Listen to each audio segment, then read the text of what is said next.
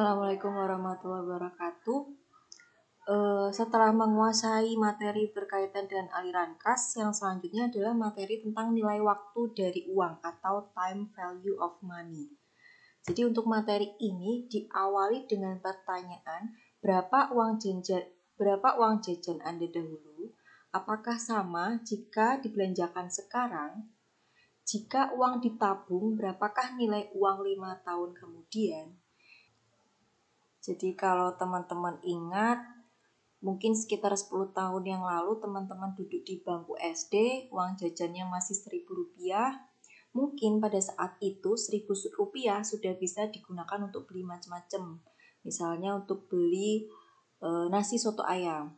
Nah, Rp10.000 itu Rp1.000 di saat itu memiliki nilai yang berbeda dengan Rp1.000 di tahun sekarang. Sehingga menyebabkan kalau 10 tahun yang lalu Rp1.000 itu bisa digunakan untuk beli nasi soto ayam, belum tentu Rp1.000 di tahun sekarang bisa juga digunakan untuk membeli nasi soto ayam karena memiliki nilai yang berbeda. Sehingga nanti kita akan pelajari mengenai konsep nilai uang dengan jumlah uang. Jadi kalau nilainya itu akan berbeda antara Rp1.000 di 10 tahun yang lalu dengan sekarang, tetapi kalau dilihat dari jumlahnya itu kan tetap sama-sama Rp10.000. Nah, nanti akan bahas kita detail adalah berkaitan dengan nilai waktu dari uang.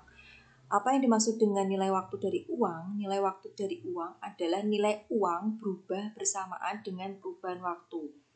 Seperti tadi contohnya.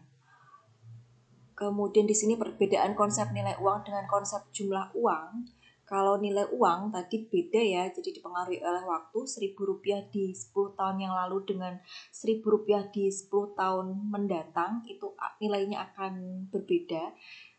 Salah satunya dipengaruhi oleh sistem bunga pada bank. Sedangkan kalau konsep jumlah uang ini adalah konsep matematis. Jadi jumlahnya tetap sama-sama Rp1.000 tapi memiliki nilai yang berbeda. Apa yang perlu dilakukan agar nilai uang setiap periode sama? Maka di sini dibutuhkan ekuivalensi. Ekuivalensi merupakan metode untuk menghitung kesamaan atau kesetaraan nilai uang untuk waktu yang berbeda. Di dalam penggunaan metode ekuivalensi, dibutuhkan data berkaitan dengan suku bunga atau rate of interest. Ilustrasinya seperti ini.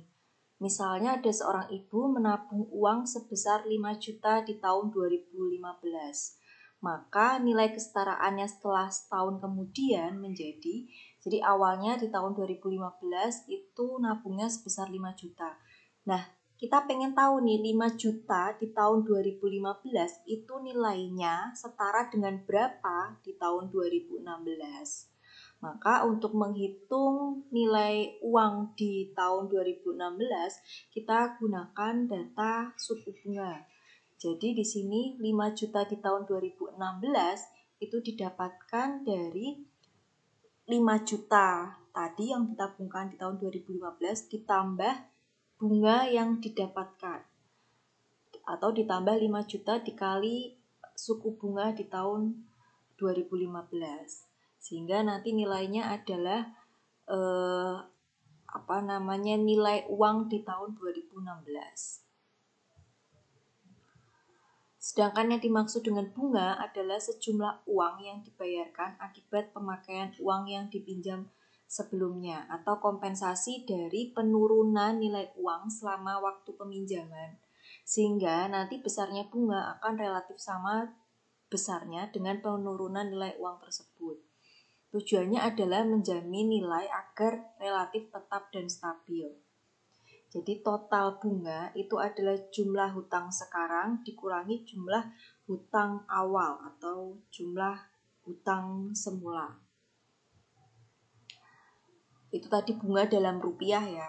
Sedangkan kalau tingkat suku bunga itu berarti dalam persen, itu adalah total bunga yang dibayarkan per satuan waktu dalam rupiah dibagi dengan jumlah pinjaman awal dalam rupiah dikalikan dengan 100%.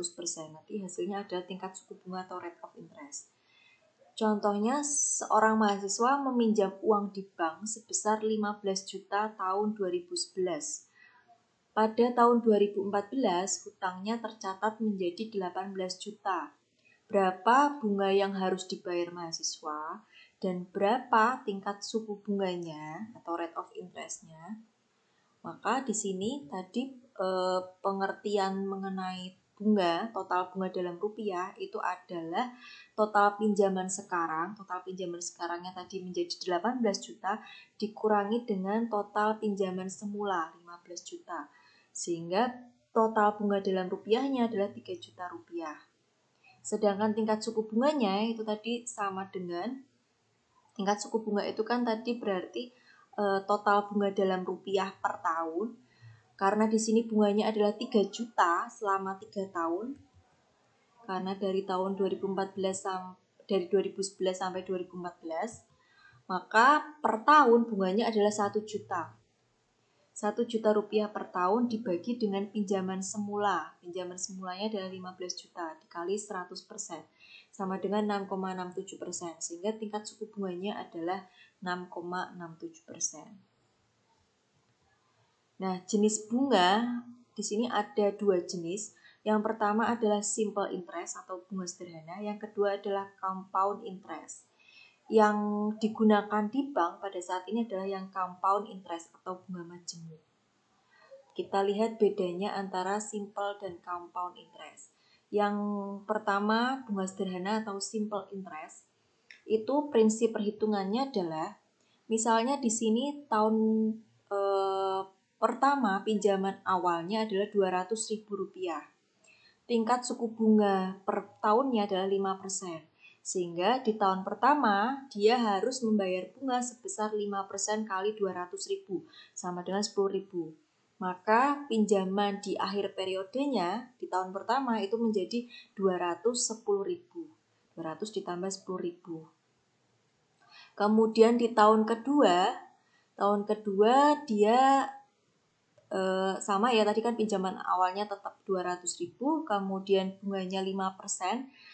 5%-nya ini tetap kita kalikan dengan pinjaman awal tadi, 5% kali 200.000.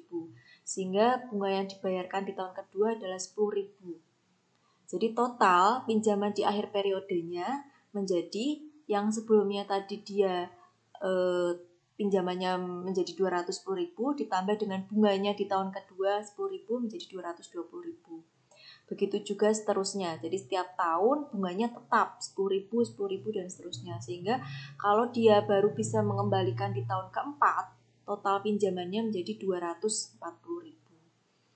Atau kalau kita gunakan formulasinya untuk simple interest, bunganya itu sama dengan I atau tingkat suku bunganya tadi dikalikan dengan P pinjamannya tadi dikalikan dengan N jumlah periode pinjaman, itu menjadi total bunganya 40.000. Ini berarti 4 dikalikan dengan 200.000.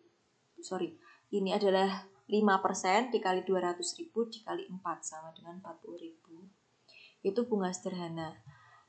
Nah, yang paling sering digunakan adalah bunga majemuk atau bunga berbunga. Jadi misalnya di tahun pertama di pinjaman awalnya 200.000, ada bunga 5% per tahun, maka di akhir periode dia harus total membayar 210.000. Pinjaman awal ditambah dengan bunganya. Nah, di tahun kedua, maka bunganya menjadi 5% dikalikan dengan pinjaman akhir periode sebelumnya. 5% kali 210.000. Sehingga bunganya di tahun kedua menjadi 10.500. Yang harus dibayarkan di tahun kedua adalah 220.500. Di tahun ketiga, bunganya menjadi 5% dikali pinjaman akhir periode sebelumnya. Berarti 5% kali 220.500 sama dengan 11.025. Pinjaman akhir periodenya menjadi 231.025. Seterusnya hingga tahun keempat. Sehingga totalnya di sini bunganya adalah 43.101. Nah, untuk selanjutnya yang akan kita bahas detail adalah penggunaan bunga majemuk atau compound interest. Nanti untuk selanjutnya kita akan gunakan bantuan tabel bunga yang ada di buku ekonomi teknik untuk lebih mudahnya. Jadi kita tidak perlu menghitung manual per tahun seperti ini kalau kita pakai bantuan tabel bunga.